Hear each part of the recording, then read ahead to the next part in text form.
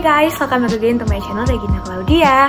Halo semuanya, jadi pada kesempatan kali ini sesuai dengan judulnya, aku akan sharing ke kalian semua gimana cara memanfaatkan waktu dengan baik di kuliah. Salah satunya dengan pergi ke luar negeri untuk mendapatkan insight dan juga belajar, karena itu benar-benar impactful banget di aku. Selama aku menjadi sophomore atau mahasiswa di tahun kedua, di semester 3 kemarin aku pergi ke 2 negara. Dan aku bikin video ini motivasinya adalah karena ada banyak banget orang yang nanya ke aku kayak, bisa pergi ke luar negeri mulu, kamu nggak kuliah apa, dan berbagai macam pertanyaan lainnya. Dan basically karena orang yang nge-DM aku banyak, terus aku juga ngupload di story tentang reels kegiatan aku, jadi aku pengen juga sharing ke kalian semua gimana tips and trick dan juga kawan-kawan yang lainnya. Dan aku mau bagiin juga pengalamanku di Korea seperti apa, serta tips and trick untuk bisa dapetin kesempatan-kesempatan kayak gitu di univ-univ kalian. Tapi sebelum mulai, aku boleh minta tolong buat subscribe, like, komen, dan juga share videonya supaya banyak orang yang makin tahu. Dan juga kan bisa komentar kira-kira video apa lagi nih yang bisa aku buat supaya kita bareng-bareng bisa belajar, kita bareng-bareng bisa sharing-sharing pengalaman supaya kedepannya bisa semakin bermanfaat channel ini. Nah, jadi pada bulan Mei, kalau pas liburan dari semester 2 ke semester 3, itu ada semacam jeda yang cukup panjang, dimana aku juga lagi ada kerjaan baru, aku mulai buat nge-YouTube lagi, aku mulai buat ngelakuin banyak hal yang memang aku udah planning. Tapi tiba-tiba ada tawaran dan juga opportunity datang dari UGM, dari salah satu platformnya sosial media, yaitu Instagram dan juga email. Pas itu dari Pika dan juga OIA, itu salah satu kayak direktorat di UGM gitu, yang memberitahu kalau ada program dari UNESCO Unitwin, yaitu Digital and Leadership Program. Nah, itu dilaksanakan pada bulan Juli kalau nggak salah, beberapa waktu sebelum aku berangkat ke Filipina. Nah, jadi timelinenya emang deket banget, tapi basically dari event itu aku bisa berangkat ke Korea Selatan. Nah, pas aku tahu kalau ada event itu, aku langsung mencoba untuk mendaftar. Aku inget banget, aku dapat infonya hari itu juga, aku langsung daftar. Aku buka di Google Form, ada pertanyaan yang sebenarnya template banget. Kalau semua orang yang mau daftar beasiswa atau apapun pasti mengisi identitas, data diri, terus ngelampirin CV. Terus setelah itu ditanyain kenapa kok kita harus memilih kamu sebagai kandidat. Terus kayak pertanyaan-pertanyaan yang emang substansial banget dalam memilih calon-calon penerima beasiswa. Nah, setelah itu diumumkan ternyata aku masuk dari beberapa kandidat yang mendaftar ke program UNESCO Unitwin itu. Aku bersama dengan kurang lebih 40 orang yang ada di digital program dan juga 40 orang lain yang ada di leadership program. Jadi basically ada sekitar 80-100 orang dalam satu batch, yang itu dimana semua anak yang tahu program itu daftar, tapi akan diseleksi lagi. Jadi kalau nggak salah aku dengar dari beberapa pengurus dari UGM, itu sekitar ada ratusan orang yang daftar, sekitar kayak 500-an ke atas. Lalu yang diterima itu sekitar 100 orang, more or less sekitar 80-100 yang ikut workshop untuk diseleksi ke jenjang berikutnya untuk bisa berangkat ke Korea. Nah, setelah itu kami mengikuti workshop selama kurang lebih 1 minggu nih di UGM, dimana orang-orang Korea tuh yang dari univ yang sana, aku kebetulan UGM dan UNESCO kerjasama sama Sukmyo University yang ada di Seoul. Itu mereka datang nih beberapa orang dari sana untuk juga datang ke Indonesia menjadi mentor kami jadi mentee. Jadi kan aku pun dapat skill yang banyak banget dari situ. Jadi aku sendiri tidak merasa hal itu tuh jadi beban gitu loh.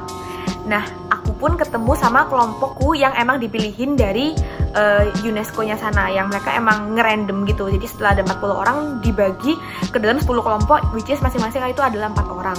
Kami digembleng di sana untuk belajar tentang istilah-istilah bisnis baru, bikin analisis SWOT, lalu bikin logo, bikin presentasi, dan juga pitching, and all we did it in English. Jadi di hari itu kami 40 orang semuanya harus ngomong pakai bahasa Inggris ketika diskusi, ketika ada lecture, untuk kita pitching idea atau kita punya ide apa tuh kita ngomong dengan bahasa Inggris, terutama karena ada teman-teman kami dari Korea yang kita nggak mungkin ngomong pakai bahasa Indonesia. Nah, setelah itu di hari akhir yang jadi tahapan utama itu adalah ada pitching day. Jadi kami mempresentasikan ide yang telah kami buat selama kurang lebih 1 minggu di depan profesor-profesor yang ada dan juga teman-teman kami yang lainnya. And then setelah presentasi yang cukup panjang, itu kami rehearsalnya juga panjang banget. Aku sama timku, kami dinobatkan untuk bisa berangkat ke Korea. Cukup surprise jujur, karena kayak mak jedadung kayak kok bisa gitu. Nggak nyangka juga, tapi karena we did a lot of terus setelah waktu berjalan, akhirnya selama 6 bulan, selama kurang lebih 4 bulan, itu dari bulan Juli ke November atau November awal, itu kami persiapan semua. Dari pengumpulan uang buat visa, terus pengumpulan foto, berkas-berkas. Nah, visa yang kami buat itu, visa Korea itu kurang lebih sekitar 2 mingguan, which is aku juga ada drama pada saat itu karena visa aku baru jadi H-1 sebelum aku berangkat. Itu kayak panik banget karena kenapa bisa kayak gitu, karena aku sempat ada permasalahan berkas dan aku pas itu lagi di Jakarta juga, jadi aku ada tugas lain, tapi pengumpulan deadline untuk berkas-berkasnya ternyata punya aku ada masalah di rekening bank. Jadi kalian kalau misalnya mau punya, ketika kalian sudah pengen berangkat nih, misalnya ke luar negeri, kalian juga harus tahu bahwa ada keribetan-keribetan lain kayak ngurusin visa dan kawan-kawannya. Nah, tips and trick supaya kalian kalau misalnya mau pitching itu bagus, kalian bisa nonton drama Korea yang judulnya itu Startup. Kalian semua pasti tahu, karena di situ kalian bisa belajar secara gestur, secara public speaking, terus secara konten sebenarnya presentasi pitching startup itu seperti apa, terus gimana sih cara supaya bisa meyakinkan. Kalian tuh harus ngerti dari bidang apa aja sih. Itu kalian bisa nonton drama Startup. Nah, dari situ aku pun juga terinspirasi untuk aku belajar kayak gimana aku pada saat awal-awal itu sebagai orang yang cukup dominan di timku, aku membriefing ke teman-temanku bahwa oke, kita mau bikin ini, kita harus tahu kita mau cerita tentang apa. Lalu aku akhirnya juga malam itu aku bikin skrip sama teman-temanku sebelum presentasi untuk memudahkan supaya waktu yang diberikan itu bener-bener terpakai semua. Dan slideku memang slide PPT yang nggak banyak tulisannya, tapi kami itu lebih ke storytelling dan memang bawa kertas karena kami cuman ada waktu sehari dan nggak mungkin hafal teks. Jadi kayak mereka bikin teks sendiri, lalu aku yang ngecek ini kayaknya poinnya terlalu banyak, ini enggak. And then kita latihan pakai timer gitu untuk presentasi bareng, dan puji Tuhan banget aku dapet tim yang memang nggak yang pintar sama bahasa Inggris, tapi mereka dengan aku itu punya satu tujuan yang sama, kayak oke, kita mau deliver ini. Dan bahkan pada saat jam makan siang itu kita rela sampai nggak makan siang yang istirahat yang lama banget, tapi kami diskusi bareng untuk bisa membuat ide itu berhasil. Nah, tips and trick buat kalian nih yang lagi pengen ke luar negeri, yang pertama kalian perhatiin tujuannya buat apa. Tujuan ke luar negeri itu banyak teman-teman. Ada yang buat liburan, ada yang buat belajar untuk sekolah yang lama, ada yang emang ikut konferensi. Nah, itu kan harus bener-bener paham banget. Nah, aku pergi ke 2 tempat, Filipina dan Korea kemarin, itu adalah untuk belajar dan juga punya pengalaman baru. Bukan fokus ke jalan-jalannya, tapi fokus ke ketemu orang dan dapat ilmunya. Jadi kalau buat yang nanya, kok kamu nggak pergi ke Busan sih? Kok kamu nggak pergi ke Jeju sih? Kok kamu nggak ke Nami Island sih?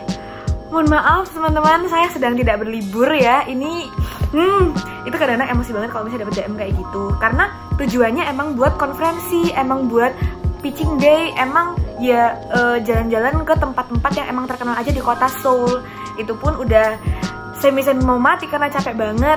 Jadi ya hal-hal kayak gitu. Karena kita harus tahu tujuan kita apa. Jadi kalau kita udah sampai di sana nih, kita nggak boleh ngomel kayak di sini mau workshop terus nggak ada jalan-jalannya. Kalian kalau misalnya ada waktu ya bisa jalan-jalan. Tapi kalau misalnya nggak ada waktu, ya kalian harus consider tujuan kalian ke sana tuh apa. Orang yang membayari kalian ke sana itu untuk apa. Kalau misalnya kalian emang pengennya full jalan-jalan nih, full backpackeran, ya kalian nabung sendiri pelan-pelan buat bisa jalan-jalan. Yang kedua adalah kalian harus bisa perhatiin kurs mata uang asing sama mata uang kalian sendiri. Nah, basically sebenarnya segampang ini. Ketika aku ke Filipina, harganya sih nggak seberapa jauh. Tapi ketika aku ke Korea, terus misalnya nanti ke Jepang atau ke US, itu kan kursnya pasti beda. Nah, di situ kalian harus mulai menyesuaikan gaya hidup untuk berhemat dan bijaksana. Jangan mentang-mentang cuma 1.500 tapi 1.500 won. Itu itu cuman 100.000 tapi 100.000 won, itu cuman 50 tapi 50 US dollar. Itu kalian benar-benar harus hati-hati supaya kalian ketika pergi atau ketika kalian ngeluarin uang itu benar-benar bijaksana dan benar-benar emang wise. Itu benar-benar dipakai buat hal-hal yang emang berguna. Jadi itu penting banget. Oke, segitu dulu video kali ini tentang menjadi sophomore yang berkeliaran ke 2 negara 1 semester. Ya, tapi masih tetap bisa kuliah, masih tetap bisa ngapa-ngapain lagi, masih tetap bisa lomba, masih tetap bisa kerja. Semuanya tetap aman, aku juga nggak tipes. Yang penting manajemen waktu dan juga tetap jangan lupa untuk bahagia. Sekian dulu video kali ini, semoga bermanfaat.